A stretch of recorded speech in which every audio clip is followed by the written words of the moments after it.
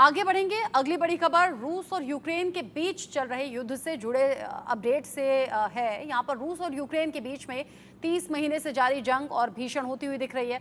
रूस से ज्यादा आक्रामक इस वक्त यूक्रेन नजर आ रहा है। तो क्या यूक्रेन रूस पर भारी पड़ रहा है या फिर रूस की कोई ये नई चाल है, प्रोपेगेंडा है? रिपोर्ट देखिए।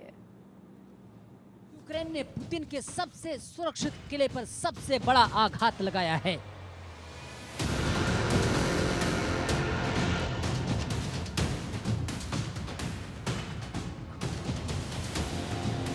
पिछले कुछ दिनों से यूक्रेन रौद्र रूप में ताबड़तोड़ हमला कर रहा है। पुतिन का अब हर समय सख्त इम्तिहान हो रहा है। कभी कुर्स पर अटैक करके तो अब मॉस्को में जबरदस्त बमबारी से पुतिन सख्ते में है।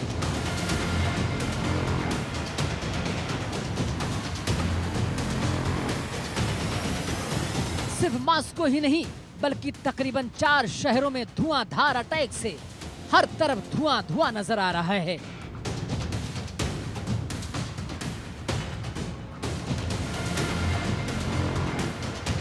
मॉस्को पर यूक्रेन का अब तक का सबसे बड़ा ताबड़तोड़ हमला बताया जा रहा है। एक साथ कई शहरों पर यूक्रेन के हमले से पुतिन की सेना में भगदड़ मची हुई है। मॉस्को के अहम ठिकानों पर अटैक, 10 ड्रोन से यूक्रेन का भीषण हमला, क्रेमलिन के दक्षिण में हमला हुआ, मॉस्को के पास पोडोल्स्क में अटैक, रोस्तोव में यूक्रेन का ड्रोन अटैक, यूक्रेन ने ऑयल डिपो पर किया ताबड़तोड़ हमला।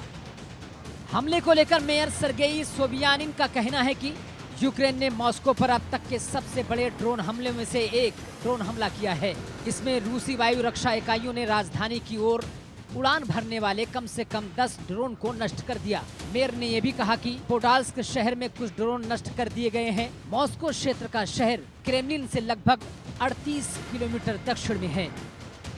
ये हमला पिछले साल मई महीने में हुए ड्रोन हमले के बाद सबसे बड़ा हमला बताया जा रहा है, जहां पिछले साल मॉस्को के 8 ड्रोन नष्ट कर दिए गए थे, वहीं इस बार 10 ड्रोन नष्ट कर दिए गए हैं।